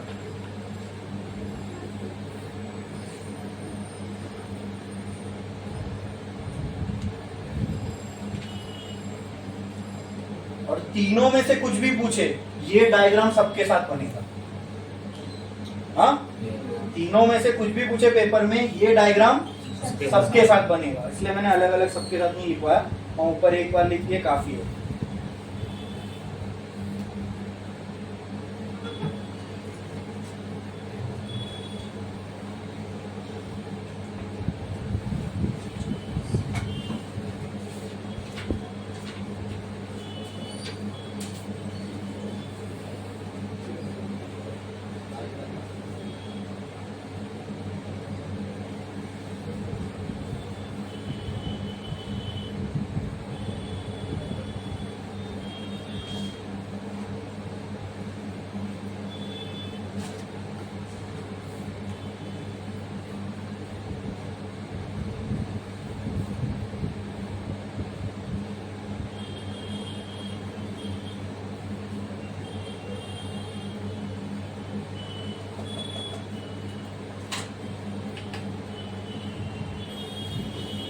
हो गया लिख के?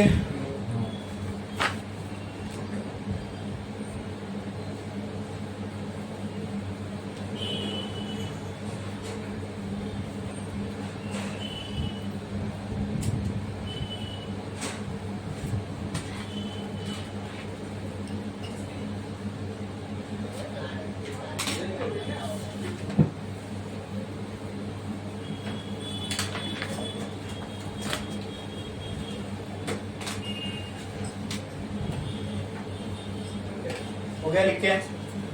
ठीक है। अभी हमने अच्छा, इसके नीचे भी एक स्टेटमेंट लिख दो, कैपेसिटेंस ऑफ अ कैपेसिटर, हाँ क्या होगा? Increases due to due to dielectric. Capacitance of a capacitor increases due to dielectric. कितने टाइम्स इंक्रीज होता है? के टाइम्स। अगर मैं आपको फॉर्मूला पूछूं सी का क्या है डाइलेक्ट्रिक के साथ, तो क्या बोलोगे? सी equal to K A epsilon naught by D. K हटा दो तो किसका बन जाएगा formula? Capacitance of a capacitor without dielectric का, के हटाने से। ठीक है, ये समझे ना? समझा कि नहीं समझा? चलो ये सारी चीजें लिखिए। अब एडवांटेज भी हमने देख लिया। सबसे बड़ा एडवांटेज क्या है डाइलेक्ट्रिक का? क्या करता है? क्या इंक्रीज करता है? कैपेसिटेंस इंक्रीज करता है। तो एक काम करते हैं, एडवांटेजेस के कुछ पॉइंट्स लिख लेते हैं, नोट्स में रह जाएगा, कभी एग्जाम में है तो 2 मार्क्स के लिए लिख सकते हैं। स्टार डालो, लिखो advantages of dielectric. Advantages of dielectric. ये डाइलेक्ट्रिक कहीं लिखा है, समझ जाना डाइलेक्ट्रिक मटेरियल की बात हो रही है। ठीक है, एडवांटेज ऑफ डाइलेक्ट्रिक। सबसे फर्स्ट पॉइंट और सबसे इंपॉर्टेंट एडवांटेज क्या है? It increases the capacitance of a capacitor. लिखो, it increases the capacitance of a capacitor. देखो एकदम खूबसूरत नोट्स बन रही है आपकी, एकदम सरल, एकदम सिंपल नोट्स बन रही है। खाली आप बुक खोलोगे, गो थ्रू करोगे ना, एकदम पूरा इलेक्ट्रोस्टैटिक आपके सामने से निकल जाएगा। It increases the of a capacitor. Next point. It provides stability to the plates. तो ये भी एक एडवांटेज हो सकता है। प्लेट तो पतली पतली 2 शीट होंगी ना, अगर उसको आप बीच में चिटका दो, डाइलेक्ट्रिक स्लैब को बीच में डाल दो, तो क्या दोनों को सपोर्ट मिल जाएगा? स्टेबल हो जाएंगी। तो छोटा सा ये भी एडवांटेज हो गया। It provide stability to the plates. Third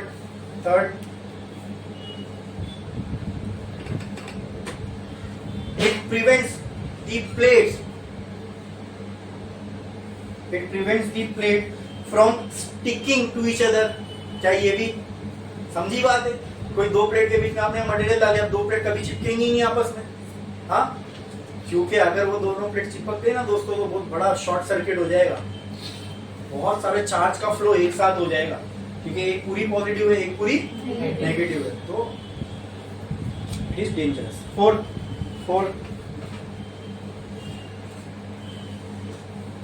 it prevents breakdown of capacitor। It prevents breakdown of capacitor। अभी क्या है ना, डाइलेक्ट्रिक डालने से इलेक्ट्रिक फील्ड कम हो जाती है ना दोस्तों। अगर डाइलेक्ट्रिक नहीं होता और आप कैपेसिटर को चार्ज करते रहो, तो आपको सुनो, आप समझो इससे कैसे डाइलेक्ट्रिक ने एडवांटेज दिया अपने को। हम कैपेसिटर को चार्ज कर रहे थे, क्या लगा के? बैटरी लगा दी। आपने बहुत ज्यादा वोल्टेज की बैटरी लगा दी, तो ज्यादा वोल्टेज की बैटरी क्या करेगी? ज्यादा चार्ज को ये प्लेट से निकालेगी और ये प्लेट पे। लेकिन उस चक्कर में क्या होगा दोस्तों, जितने चार्ज ये प्लेट से निकलेंगे, जितना चार्ज ये प्लेट पे जमा होंगे, उतनी ही मजबूत बीच में इलेक्ट्रिक फील्ड, उतनी ही स्ट्रॉन्ग बनती चली जाएगी। क्या ये बात ट्रू है? अगर वो इलेक्ट्रिक फील्ड बहुत ज्यादा स्ट्रॉन्ग हो गई ना, तो वो हवा को आयनाइज कर सकती है। हवा को आयनाइज का मतलब क्या? बीच में अगर एयर है ना, तो एयर कंडक्ट करने लग जाएगी, और अगर एयर कंडक्ट करने लग गई तो यहां से यहां करंट फ्लो हो जाएगा और पूरा कैपेसिटर कोलैप्स हो जाएगा ना, एक बड़ा शॉर्ट सर्किट हो जाएगा वहां पे। समझ रहे आप मेरी बात? Is dangerous. लेकिन हमको कैपेसिटेंस तो बढ़ाना है, कैपेसिटेंस चार्ज के बढ़ने से बढ़ेगा। अब ऐसा क्या करें कि साला, लेकिन अगर चार्ज बढ़ा रहे तो इलेक्ट्रिक फील्ड बढ़ जा रही, बैटरी मजबूत लगा रहे चार्ज बढ़ाने के लिए, तो इलेक्ट्रिक फील्ड बढ़ जा रही। कैपेसिटेंस तो बढ़ा, लेकिन इलेक्ट्रिक फील्ड भी उस चक्कर में बढ़ जाएगी। तो ऐसा क्या करे कि चार्ज भी ज्यादा से ज्यादा जाए, इलेक्ट्रिक फील्ड भी ना बढ़े और कैपेसिटेंस भी बढ़ जाए। डाइलेक्ट्रिक डाल दिया हमने बीच में, तो क्या हुआ? अब चार्ज तो यहां से यहां जा रहा है, लेकिन बजाय इलेक्ट्रिक फील्ड बढ़ने के कम हो गई। तो देखो दोनों हाथ घी में हो गए अपने। इलेक्ट्रिक फील्ड कम की कम रही, चार्ज भी ज्यादा से ज्यादा यहां से यहां ट्रांसफर हो गया, और कैपेसिटेंस बढ़ गया, क्योंकि जितना ज्यादा चार्ज या प्लेट पे होगा उतना ज्यादा capacity, ability to store charge ना। What is capacitance? Ability to store charge. Capacitance और बढ़ गया, अब और मजबूत बैटरी लगाओ और चार्ज यहाँ जाके जमा हो जाएगा। कैपेसिटी बढ़ गई उसकी चार्ज को होल्ड करने की, समझे। और बदले में इलेक्ट्रिक फील्ड भी नहीं बढ़ी, मतलब जो डेंजर था ब्रेकडाउन, ब्रेकडाउन का मतलब क्या, खराब हो जाना, कैपेसिटर के ब्रेकडाउन होने का वो डेंजर भी अवॉइड हो गया ना डाइलेक्ट्रिक के इंट्रोडक्शन से। समझ में आया? देखो कितना डीप डीप में जाके हम लोग एक एक चीज को समझ रहे हैं। बस इसका पर्पस ही एक तो दो चीज होती है, एक तो समझ में आने से ये चीज डिफिकल्ट है ये ख्याल दिमाग से निकल जाता है, दूसरा फिर इंटरेस्ट पैदा होता है पढ़ने में। जब हमको कोई चीज समझ में नहीं आती तो हमको डिफिकल्ट लगती है, सिंपल यही है, यही ह्यूमन मेंटेलिटी है। जब कोई चीज समझ में नहीं आती तो वो डिफिकल्ट लगती है, और जब ये परसेप्शन लेके चलते हैं कोई चीज डिफिकल्ट है तो उसको पढ़ने का मन नहीं होता, क्योंकि समझ में ही नहीं आ रही है ना। एक मेंटल बैरियर पहले ही क्रिएट हो गया उसके डिफिकल्ट होने का, और जब पढ़ने का मन नहीं होगा तो ऑटोमेटिकली वो चैप्टर वो टॉपिक अच्छा नहीं लगेगा, और तुमको अच्छा लगे या ना लगे एग्जाम में तो आएगा, है ना। तो इसको सही करना है तो क्या करना पड़ेगा, तो समझो। अभी अगर हमको समझ में आ गया, मैं इतना डीप में क्यों पढ़ाता हूँ, क्यों आप लोग को एक एक कंसेप्ट जो है एकदम क्लैरिटी के साथ समझने में हेल्प करता हूँ, इसीलिए कि अगर समझ में आता है ना तो ऑटोमेटिक उस सब्जेक्ट में इंटरेस्ट पैदा हो जाता है, क्योंकि समझ में आ रहा है। अब वो हार्ड नहीं रहा, अब वो इजी हो गया, क्यों, क्योंकि समझ में आ गया। अब जब समझ में आ गया तो पढ़ने के टाइम पे दिल भी करेगा पढ़ने का, समझ में आया ना भाई। नहीं समझ में आएगा तो जूझते रहोगे उससे, आएगा ही नहीं समझ में, फिर एक टाइम आएगा माइंड जो है खराब हो जाता है, दिमाग खराब होता है, मोटिवेशन खत्म हो जाता है, अरे मुझे तो समझ में ही नहीं आ रहा है, चलो बुक बंद करो छोड़ो इसको। होता है ऐसी, क्योंकि कोई गाइड ही नहीं है ना तुम्हारे पास, कोई तुमको बता। अब अकेले बैठो तो कहाँ किससे पूछोगे, और अगर कोई चीज अगर समझ में आ गई अच्छे से तो अकेले भी बैठो तो अपनी नोट्स है, इतनी सिस्टमेटिक वे में आपको लिखा रहा हूं ना, ये वही पॉइंट ऑफ व्यू से कि जब आप अकेले बैठो तो भी आपको ये चीज ना समझ में ऐसा ना हो, पूरी चीज फट से रिकॉल हो जानी चाहिए कि हाँ यहाँ सर ने क्या बताया, समझ में आ रहा है, ठीक है। तो ये सब इसी पॉइंट ऑफ व्यू से मैं आपको पढ़ा रहा हूँ ताकि आप लोगों को समझ में आए, और जब समझ में आता है तो ऑटोमेटिकली उस सब्जेक्ट में उस टॉपिक में इंटरेस्ट पैदा होता है, फिर पढ़ने का मन करता है। और जब ये चीजें होंगी तो आप मुझे बताओ मार्क्स आपके इससे बढ़ेंगे कि कम होंगे, बढ़ेंगे ना। क्लियर है, समझ में आया, ठीक है। कैपेसिटेंस की कहानी खत्म विद डाइलेक्ट्रिक वाली, बोलो क्लियर है। इसके बाद हाँ चलो, इसके बाद ना मेरे को आपसे एक चीज डिस्कस करनी थी। अब अगर हमने डाइलेक्ट्रिक मटेरियल के बदले, बोल उसको डाइलेक्ट्रिक ही रहे, लेकिन अब डाइलेक्ट्रिक मटेरियल के बदले हमने बीच में मेटल रख दिया, यानी कंडक्टर रख दिया, तो क्या होगा, देखें देखें। और मैं आपको इसी के लिए ना अब ये सिग्मा की भी वैल्यू निकाल के बता रहा हूं, और कंडक्टर के लिए, कोई कंडक्टर है उसके लिए डाइलेक्ट्रिक कांस्टेंट की वैल्यू क्या होगी वो भी हम देखेंगे। ध्यान से देखना, क्या ये इक्वेशन में अगर मैं आपसे पूछूं ये सिनेरियो के लिए बताओ, नेट इलेक्ट्रिक फील्ड कैपेसिटर के बीच में कितनी होगी, E नॉट माइनस EI, ठीक है। हमको मालूम है E नेट जो है वो E ही होता है, और E जो है वो E नॉट बाई K ही होता है। क्या ये किसी को डाउट है, क्या ये चीज समझ में आई, पक्का, okay. Now tell me what is E naught, कहना है E naught is sigma by epsilon naught, हाँ कहना है दिस, यस, क्योंकि इस पे जो चार्ज जमा उसको मैं सिग्मा प्लस और सिग्मा माइनस बोल सकता हूं, क्लियर है। और इस पे जो चार्ज है वो सिग्मा आई, क्यों, क्योंकि ये इंड्यूस हुआ। अरे भाई ये प्लेट पे भी तो चार्ज एरियली ही डिस्ट्रीब्यूटेड होगा ना, इसके लिए तो यहाँ पे अपने को सिग्मा एप्सिलॉन नॉट आ रहा है, और अपने को मालूम है सिग्मा बराबर होता है क्यू बाई, तो Q by A epsilon not हो गया। बोलो ये क्लियर है क्या, बोलो ना, इसमें किसी को कोई डाउट है, हाँ हाँ पक्का, चलो अब इसकी तो जरूरत नहीं है अपने को, मैं खाली यही लेके चलता हूँ सिग्मा। व्हाट इज ई आई, तो ई आई को क्या मैं sigma i bye epsilon not बोल सकता हूँ, क्योंकि इस पे जो चार्ज डिस्ट्रीब्यूटेड है एरियली उसको मैंने सिग्मा से रिप्रेजेंट किया, तो इस पे जो चार्ज डिस्ट्रीब्यूटेड है क्योंकि इंड्यूस हुआ इसलिए मैं इसको सिग्मा आई से। अब ये तीनों डब्बे में जो फॉर्मूलेज है उसको कहाँ पुट कर सकते हो, इक्वेशन 1 में, मतलब ये ऊपर वाली इक्वेशन में पुट कर दो। ये कुछ डिफिकल्ट है? ये समझने में कुछ डिफिकल्ट है? देखो, इसीलिए लेक्चर की कंटिन्यूटी रखना बहुत इंपॉर्टेंट है। ये मैंने पता नहीं बीच के कोई लेक्चर में कराया, फर्स्ट लेक्चर में कराया था, ये आज कराया, ये आज हुआ, कैपेसिटर इससे 2 लेक्चर पहले से चल रहा है। तो जब लेक्चर की कंटिन्यूटी मेंटेन रखोगे ना, तब ये सारी चीजें समझ में आएंगी, क्योंकि कुछ ना कुछ टॉपिक कोई ना कोई लेक्चर में हुआ है।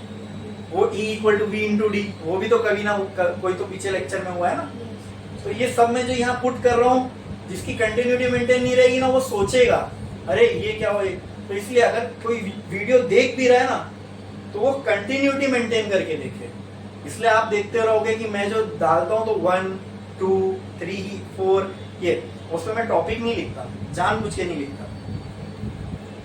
क्योंकि अगर मैं वहां लिख दूं चलो इलेक्ट्रोस्टैटिक 09 और यहाँ टॉपिक डाल दो डाइलेक्ट्रिक कैपेसिटर विद डाइलेक्ट्रिक, क्या मतलब है? तुम ढूंढ के आओगे कैपेसिटर डाइलेक्ट्रिक, यूट्यूब पे मिलेगा तुमको मेरा लेक्चर, लेकिन तुमको ये समझ में नहीं आएगा ये कहां से आया, ये कहां से आया। तो इसके लिए इनडायरेक्टली आपको क्या करना पड़ेगा, इलेक्ट्रोस्टैटिक 04 जाके देखना पड़ेगा, है ना। तो इसलिए मैं वहां पे टॉपिक नेम डालता ही नहीं, क्योंकि मेरा एक सिंपल है भाई, अगर यहाँ आए हो पढ़ने के लिए ना, तो पूरा पढ़ो, शॉर्टकट नहीं है कुछ। और जब पूरा पढ़ोगे तो मैं बोलता हूँ तुमको इलेक्ट्रोस्टैटिक का तुम्हारा कोई कंसेप्ट हिला नहीं सकता, ऐसे मजबूत हो जाएंगे कंसेप्ट, इतने हो जाएंगे। ये मैं ये भी बोलता हूँ कि तुम किसी को पढ़ा दोगे, बड़ी बात नहीं कर रहा हूँ, सही बोल रहा हूँ। ट्राई करना। और उसकी एक खास बात बताऊं, अगर तुम कर लोगे ना ये चीज, तो इसके 2 एडवांटेज है। पहला तो ये निशानी इस बात की कि तुमको समझ में आ गया, दूसरा सेकंड वाले का फायदा हो जाएगा और तुम्हारे इल्म में इजाफा होगा 100%। और फॉर्चुनेटली मैं अपने आप को बहुत फॉर्चुनेट मानता हूँ कि मैं ऐसी चीज में हूं ना, मतलब ऐसे शोबे में हूं कि वो चीज मैं जितना दूं मेरे पास बढ़ेगी, कम नहीं होगी, है ना। तो आप भी ये चीज करके देखो, सामने वाले का तो फायदा होगा 100% बोलता हूँ। लेकिन ये इंडिकेशन है तुमको समझ में आ जाएगा, और मैं पक्का बोलता हूँ, मैं जब ये तक मैं बोल रहा हूँ ना, मेरे को इतना कॉन्फिडेंस है ना कि तुम यहाँ किसी आर्ट्स वाले को लाके बिठा दो, मैं उसको भी फिजिक्स समझा के भेजूंगा। तो तुम तो खैर 11 पढ़ के आए हो, तो तुमको ना समझ में ऐसा हो ही नहीं सकता। एक कहानी बताता हूँ, उससे तुमको ये चीज समझ में आएगी, मेरा अप्रोच। तो मैं पढ़ाता हूँ तो मेरा अप्रोच क्या होता है। हम लोग इंजीनियर से, मैं इंजीनियर हूँ, तो इंजीनियरिंग में ना एक वो होती है, क्या बोलते हैं, एक बोल सकते हो सेइंग होती है, मेंटालिटी होती है कि अगर आपको किसी मशीन को मजबूत बनाना है ना, मजबूत, कोई एक मशीन आपने बना, उसमें 100 पार्ट्स लग रहे हैं और आप चाहते हो कि वो फेल ना हो, ऑपरेशन के टाइम जब वो चले तो टूटे फूटे नहीं, फेल ना हो। तो तुमको क्या करना है मालूम, सिर्फ तुम उसके हर एक पार्ट को मजबूत बनाने की बजाय, ये एक अप्रोच हो सकता है कि उसके हर एक पार्ट को इतना मजबूत बना दो कि फेल होने के चांसेस ना के बराबर हो जाए। उसके बजाय तुम ये काम करो, ये आइडेंटिफाई करो उसके सबसे कमजोर पुर्जा कौन सा है और उसको मजबूत करो, क्योंकि जिस दिन वो मशीन टूटेगी ना, सबसे पहले वो कमजोर पुर्जा टूटेगा और उससे वो पूरी मशीन ब्रेक डाउन हो जाएगी, बराबर। तो अगर तुमने ये आइडेंटिफाई कर लिया कि वो सबसे कमजोर, तुम्हारी मशीन उतनी मजबूत होगी जितना मजबूत तुम्हारा सबसे कमजोर पुर्जा है। तो वो अप्रोच को मैं ये सोच के चलता हूं कि इस क्लास में मैं इस मेंटेलिटी से चलता हूं कि इस क्लास में वर्स्ट केस सिनेरियो क्या हो सकता है, कैसा बच्चा हो सकता है, मुझे नहीं पता, मैं तो कभी आपसे पूछा नहीं आपके परसेंटेज क्या है, लेकिन मैं ये मान के चलता हूँ वर्स्ट केस सिनेरियो इस क्लास में क्या हो सकता है।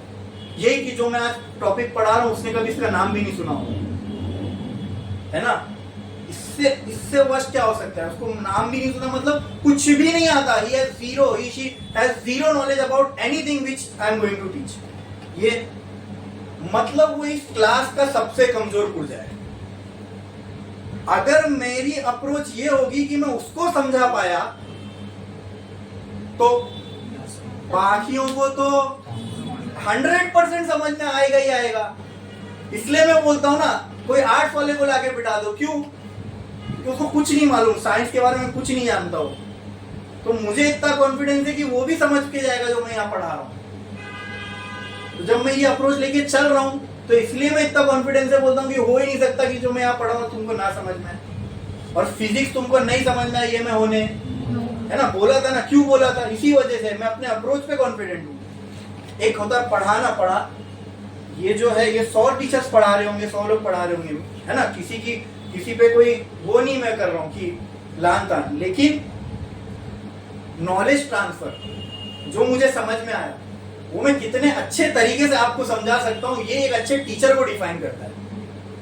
हाँ, नॉलेज की बात नहीं कर रहा हूं मैं, नॉलेज हो सकता है दुनिया में कई लोगों को बहुत ज्यादा होगी, लेकिन वो अपनी नॉलेज को ट्रांसफर नहीं कर पाते, यानी सामने वाले को वो चीज समझा नहीं पाते। कई ऐसे होते टीचर जो मास्टर्स पीएचडी के होते, लेकिन वो इसी चीज को किसी दूसरे को ठीक से समझा नहीं पाते। ठीक है, तो वो एक हुनर है, वो एक काबिलियत है, वो एक एबिलिटी है कि आप अपने नॉलेज को कितना एफिशिएंटली सामने वाले को ट्रांसफर कर पा रहे हो। ठीक है, तो मैं जब आप लोगों को ये सब चीजें पढ़ाता हूँ तो मेरा अप्रोच वही होता है, वो सब बताया ना आपको कमजोर पुर्जे वाली बात। हाँ, तो ये फिलोसफी उसके पीछे, पढ़ाने के पीछे, ताकि आप में से हर एक को जो भी मैं यहाँ पढ़ा रहा हूँ वो एकदम अच्छे से समझ में आए। फिर दूसरा रोल प्ले करती है नोट्स। इसका पॉइंट ऑफ व्यू भी क्या है, बुक भराना है, मेहनत कराना है, नहीं कि जब आप खुद पढ़ने बैठो तब भी कोई डाउट नहीं बाकी रहे। समझे, क्लियर है। अभी मैंने आपको बोला कि नेक्स्ट अपन क्या देखने वाले हैं। हाँ, मेटल के लिए अगर मेटल की प्लेट रख दे बीच में तो उसके साथ क्या होगा, तो उसके लिए मैंने ये शुरुआत की थी। अब ये उठा के मैं कहाँ रख सकता हूँ, इधर। तो मुझे बताओ यहाँ पे मैं क्या रख दूंगा, ई नॉट बाय, अरे बोलो ना, के इधर क्या आ जाएगा, सिग्मा बाय और sigma by sigma i by epsilon. बोलो इतना क्लियर है। हाँ, क्या यहाँ पर भी ई नॉट की जगह पे भी यहाँ पे भी मैं सिग्मा बाय के नहीं लिख सकता, sigma by epsilon not into के लिख सकता हूँ ना। हाँ, तो ये भी हो जाएगा sigma epsilon naught minus sigma i by, cancel, क्या क्या बचेगा बोलो, sigma by K equal to sigma minus sigma. बोलो इतना क्लियर है। अच्छा, ये पूरा वहां चला जाएगा तो क्या हो जाएगा बोलो। अच्छा क्या 1 माइनस, चलो वो ही करता हूं मैं, सिग्मा को मैंने वहां फेंक दिया, तो हो जाएगा 1 by K is equal to sigma upon sigma minus sigma i upon sigma. Clear है। ये क्या हो जाएगा 1 upon 1 minus sigma i upon sigma. ठीक है, या फिर एक चीज ये करते ना अपन, इसको इतना वो करने से अच्छा सिग्मा आई को यहाँ ले आता हूँ, सिग्मा के माइनस के को डायरेक्ट वहां फेंक देता हूँ, है ना। सिग्मा आई नेगेटिव था, यहाँ क्या हो जाएगा पॉजिटिव, और ये हो जाएगा सिग्मा माइनस सिग्मा बाय के। इसको इधर ले आया, इसको वहां लेके चला गया, वही कहानी कर रही होगी लेकिन अब इजीली हो जाएगी। तो कहना है right, sigma i is equal to sigma bracket में 1 माइनस 1 बाय के। हाँ, ये इक्वेशन खाली ध्यान में रखना। व्हाट इज के हियर, वही डाइलेक्ट्रिक कांस्टेंट। अब मैं तुमको ना मेटल के लिए डाइलेक्ट्रिक कांस्टेंट की क्या वैल्यू, कांस्टेंट है तो फिक्स वैल्यू होगी, तो मेटल के लिए एक फिक्स वैल्यू होती है, एयर के लिए वैक्यूम के लिए एक फिक्स वैल्यू होती है, और हर मटेरियल के लिए डाइलेक्ट्रिक की एक फिक्स वैल्यू होगी। ठीक है, चलो आओ समझते हैं, ये इक्वेशन से समझते हैं। अब मान लो दोस्तों, ऐसे समझो, ये कैपेसिटर की प्लेट है, ये पूरी पॉजिटिवली चार्ज है, ये पूरी नेगेटिवली चार्ज है, बीच में मैंने मेटल रख दिया। क्या रख दिया, मेटल यानी कंडक्टर। क्या, कंडक्टर की एक प्लेट रख दिया। आपको याद होगा कि पता नहीं, मैंने इलेक्ट्रिक लाइंस ऑफ फोर्स का एक पॉइंट लिखाया था आपको, और मैंने बोला था ये हम लोग बाद में डिस्कस करेंगे। इन electrostatic condition net electric field in a conductor is 0। ये एक पॉइंट है, वहां जाके देखना आपको मिलेगा। ये कंडक्टर है, ये इलेक्ट्रोस्टैटिक कंडीशन है, आसपास चार्ज रेस्ट पे। अब देखो कंडक्टर के साथ क्या होता है, जितने भी कंडक्टर के अंदर नेगेटिव चार्ज है सब इधर आ जाएंगे, जितने भी पॉजिटिव चार्ज है सब इधर आ जाएंगे। जब मैंने इसके अंदर ये मेटल नहीं डाला था तब इसमें इलेक्ट्रिक फील्ड रही होगी E0। जब मैंने इसके अंदर पॉजिटिव से नेगेटिव, ये हो गई ई नॉट, ये इलेक्ट्रिक फील्ड ऐसी जाएगी ना भाई, ये हो गई ई नॉट। अब जैसे ही मैंने मेटल की प्लेट रखा तो ये हो गई ई इंड्यूस। लेकिन मेटल की एक खास बात है ना, उसके अंदर कंडक्टर है ना, फ्री इलेक्ट्रॉन तो उसके अंदर बहुत अवेलेबल है, उसके अलावा अंदर इलेक्ट्रॉन भरपूर है।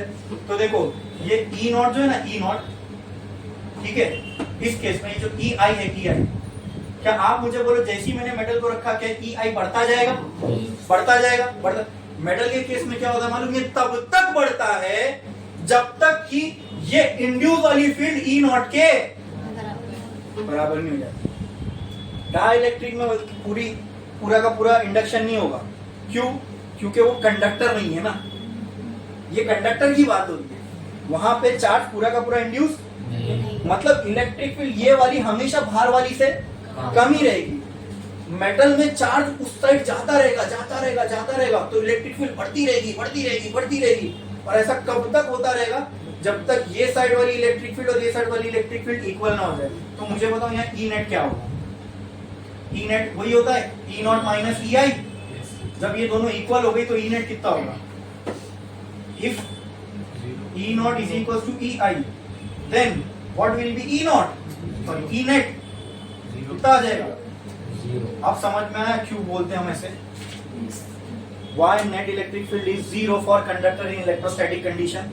क्योंकि कंडक्टर की ये खास बात है भाई कि वो इलेक्ट्रिक फील्ड तब तक बनाता ही रहेगा अपने अंदर जब तक कि वो इलेक्ट्रिक फील्ड जो बाहर वाली इलेक्ट्रिक फील्ड है उसके बराबर नहीं हो जाती। और जाहिर सी बात है, अगर बाहर ऑलरेडी एक इलेक्ट्रिक फील्ड है, उसमें अगर आपने मेटल रख दिए तो उसमें इलेक्ट्रिक फील्ड अपोजिट डायरेक्शन में ही बनेगी। क्या ये बात ट्रू है?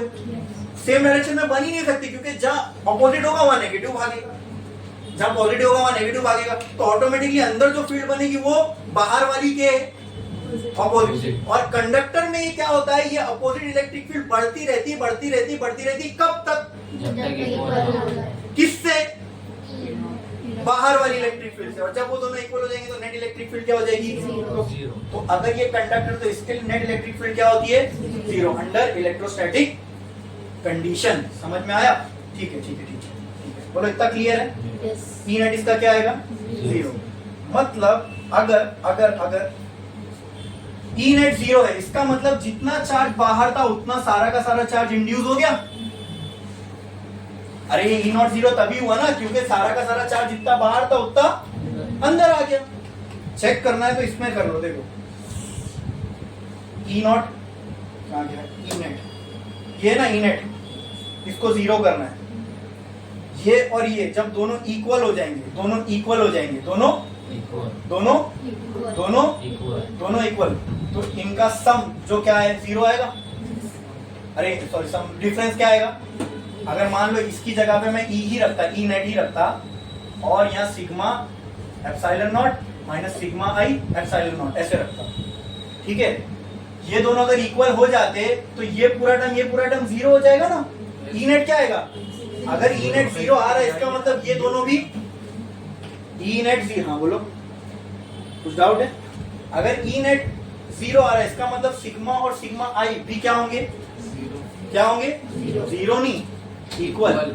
क्या होंगे? इक्वल। अच्छा, अगर इन दोनों को इक्वल होना है, अब ये बात समझना, ये एकदम लॉजिकल बात है, इसको अच्छे से समझो। अगर ये दोनों को इक्वल होना है तो के को इनफाइनाइट होना पड़ेगा।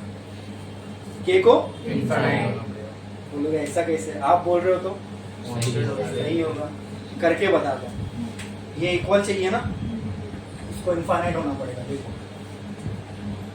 Sigma i is equal to sigma 1 minus 1 by infinite. मतलब मैंने के की जगह क्या रख दिया?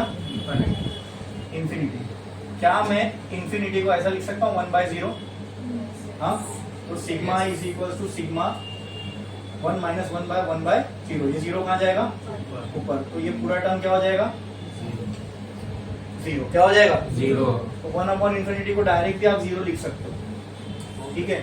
हाँ, इट इज मैथमेटिकली करेक्ट, ठीक है? कोई आपको गलत नहीं देगा। तो बचा क्या मल्टीप्लिकेशन में? 1 sigma is equal to sigma ही बचेगा। तो मतलब और ये पूरी कहानी सिग्मा इक्वल टू सिग्मा किसके लिए वैलिड है? कंडक्टर के लिए। इसका मतलब कंडक्टर के लिए के की वैल्यू क्या होगी? अब समझ में आया? कंडक्टर के लिए इलेक्ट्रिक फील्ड कितनी गुना कम हो जाएगी? इनफाइनाइट टाइम कम, मतलब 0। कंडक्टर के लिए कैपेसिटेंस कितने गुना बढ़ जाएगा? Infinite time. कंडक्टर के लिए पोटेंशियल कितना गुना कम हो जाएगा? मतलब 0। समझे? और अगर k की वैल्यू 1 है,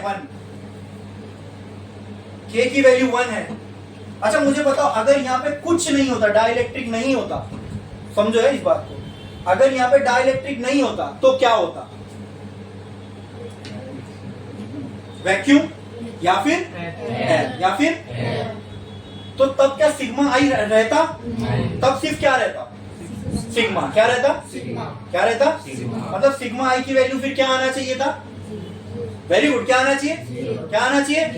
चलो देखें, तो तब के की वैल्यू क्या होगी? तो वो तुमको एयर की वैल्यू दे देगा। के की जगह 1 पुट करो, 1/1 1 1 - 1 0 into 0 0 into सिग्मा। सिग्मा आई क्या आ गया? सिग्मा आई क्या आ गया? क्या आ गया? मतलब कोई चार्ज इंड्यूस तो नहीं, मतलब कोई चार्ज इंड्यूस नहीं हुआ, मतलब बीच में कुछ भी नहीं है, तो या तो वैक्यूम होगा या तो वैल्यू ऑफ के इक्वल टू 1 किसके लिए? फॉर एयर और ये किसके लिए? For conductor. ये एकदम डीप वाले कंसेप्ट बता दिया मैंने आपको, ठीक है? कैपेसिटर में क्या क्या डाल दिए? मेटल भी डाल दिए, डाइलेक्ट्रिक डाल दिए, एयर डाल दिए, सबके लिए के की वैल्यू। अब अच्छा, अगर कैपेसिटेंस डाइलेक्ट्रिक ना हो तो ये कैपेसिटेंस का फॉर्मूला क्या आना चाहिए?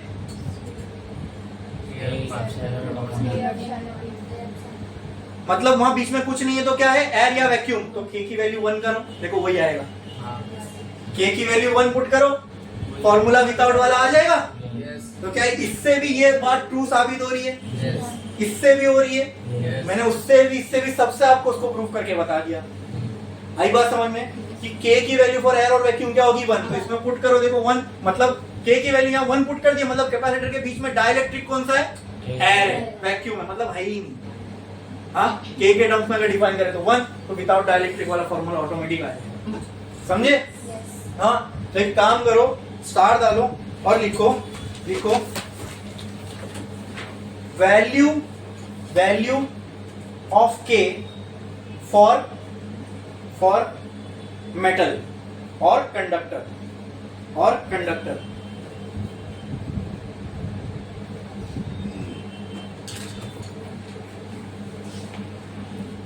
यहां से लेके वहां तक पूरा छापो।